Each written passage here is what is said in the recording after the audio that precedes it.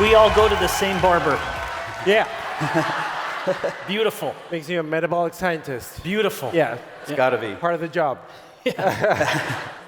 So I met you, Carlos, for the first time here, and I'm very excited to learn from you today. This is going to be great. Yeah. Let's get to know each other a little bit. Let's start as a little bit of a background. Can you let us know what led you from your more traditional clinical background into this area of functional medicine? Morning. Being sick.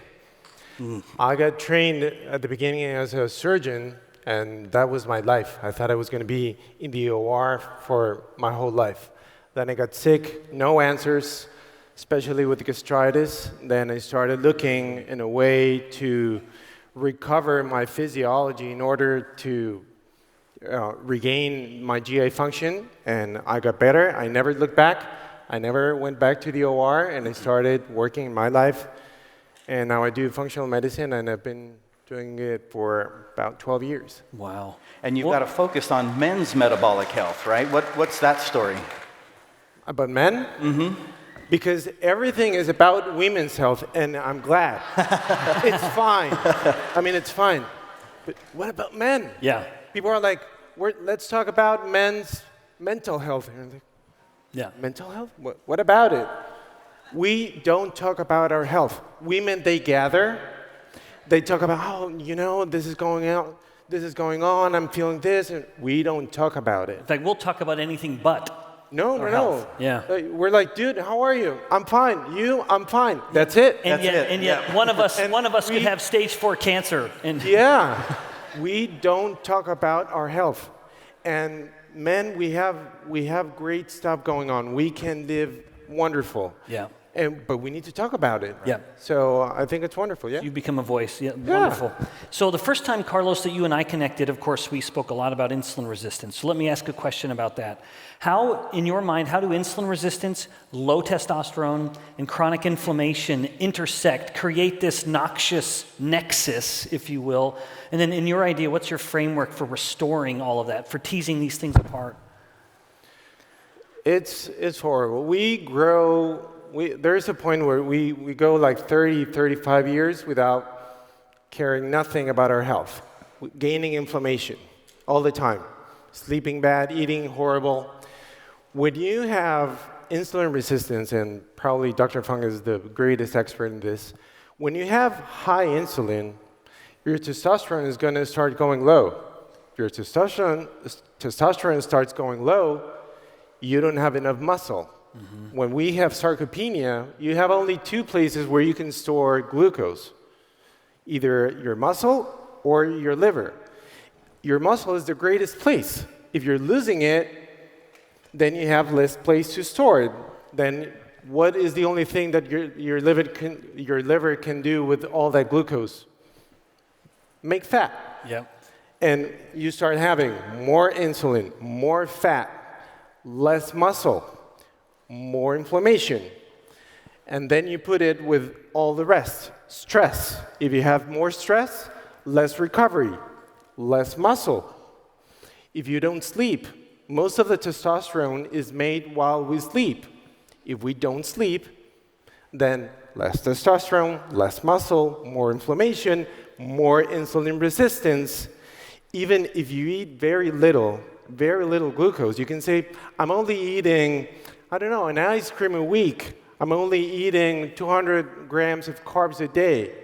Yeah, it doesn't matter. If you don't have muscle, if you're chronically inflamed, if you don't have the way that your body can manage all that glucose, the only thing you're going to do is keep on storing fat. And it becomes a vicious cycle. Yeah. Yeah. And it's endless. What you need to do is stop. There's no miracle pathway. It's not only about fasting. It's not only about cutting carbs. It's putting your life, every single thing is important. You need to sleep. You need to handle stress. You need to take care of your GI health. You need to eat protein. You need to train. You need to put your life in order. It's like a Christmas tree. Like I always say, first you have the tree, and then you look for the ornaments. But people go in Amazon and they buy a bunch of ornaments. I'm like, are you eating well? No, you know. Are you training? I'll fast. No. You fix the lack of rain with rain, not with sun. Mm-hmm. If you're not training, you need to train. So you need to put your life in order. That's wonderful. Yeah. You know, Carlos, as people start to make adjustments to their diet and their kind of fitness routine, some might feel that they are neglecting their kind of cultural background. Yeah. In Latino and other culturally food-rich environments, what are some of the pitfalls you see that people make when they try to adhere to their cultural tradition but also try to make adjustments? The first thing I want to tell all Latinos here is that there is nothing wrong with our genes. Look, I live in California, and when I see commercials saying if you're a Latino, you have 3 times more risk of developing diabetes, so you need to come and get GLP-1s or whatever, I'm like, dude, that's not the point. We have switched. I mean, they're trying to sell you something, and I'm okay with people getting GLP-1s when they need them. It's fine. But there's nothing wrong with our genes. We have changed the way we eat, the way that we have delivered the knowledge of the way we eat into food companies that they don't care nothing about our health. Mm-hmm. We eat a lot of carbs. We make most of the hard work that it's done in this country and in all of our countries is done by us. Mm. And it's fine. But we end up eating a lot of junk food, a lot of carbs, a lot of things that we don't even stop to eat for a moment.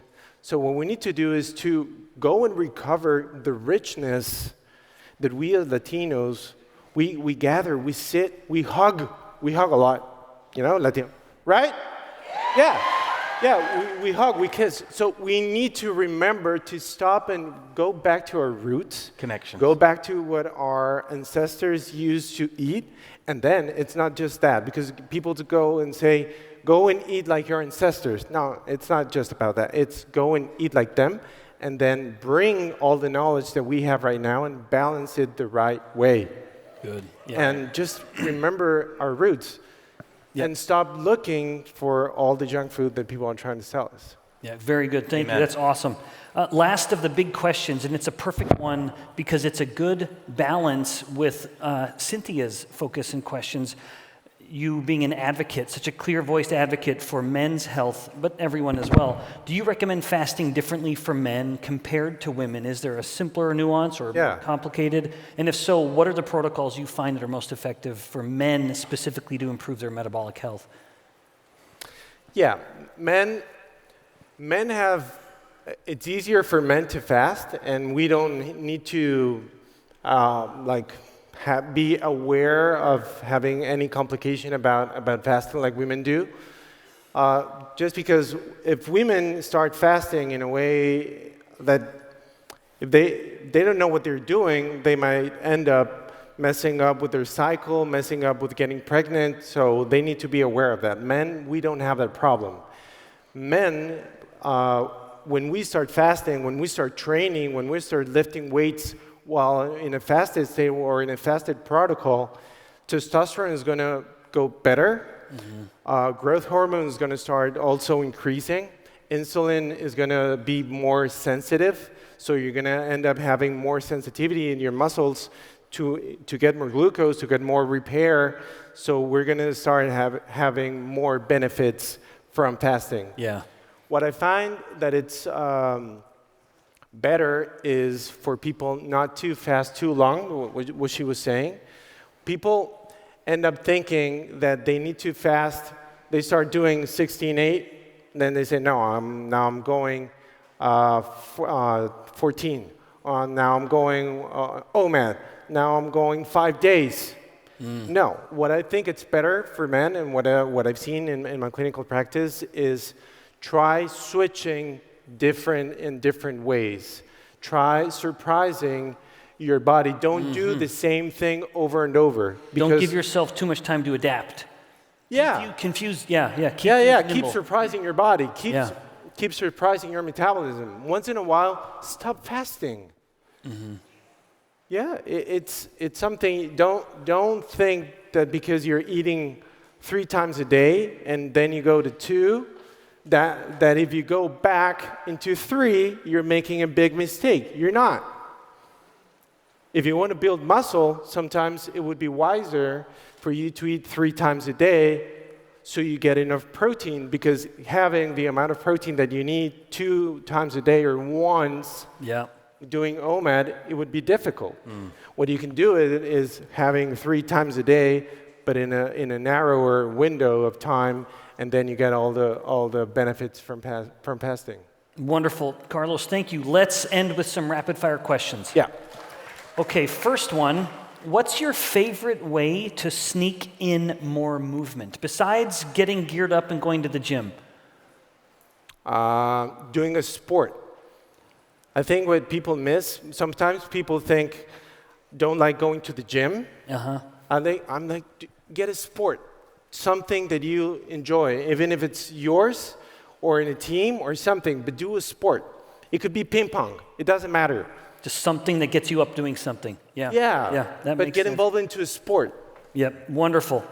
What is your secret superhero food for boosting energy? So just feeling a little better, that something could even this afternoon go and do and enjoy.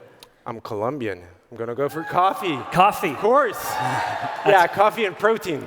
That's a good mix. Yeah, I coffee get and protein, coffee and steak. Carlos, I'll confess, for me it would be yerba mate, unamate and steak. But same thing. Is that close enough? Okay, very good. Let's wrap up with one last question.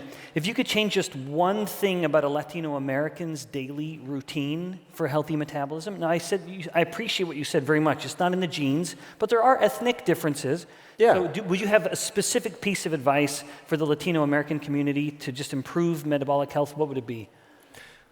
Let's stop eating all the carbs that we eat. We eat beans, pasta, yuca, potatoes. Yeah, so how can we blame genes when everything on the plate is the problem? I mean, when you look at the indigenous paintings or whatever, there were nowhere paintings of obese people. Yeah, so there's nothing wrong with our genes. Yeah. We need to start. It's fine that we eat yuca, papa, everything. It's fine. But let's learn. I mean, everyone is going crazy about high carb or low carb. What is normal carb? Yeah. And that's what I try to teach people. Let's focus on normal carb. Let's don't go crazy about the or the excess or low. Normal carb, and let's start by eating a lot of protein and a lot of fiber and a lot of good healthy fats. If you're still hungry, go for the yuca, go for the potato, But at the end. At the end. Wonderful. Yeah. Wonderful. All right, everybody, please join me in thanking Carlos. Thank you so much.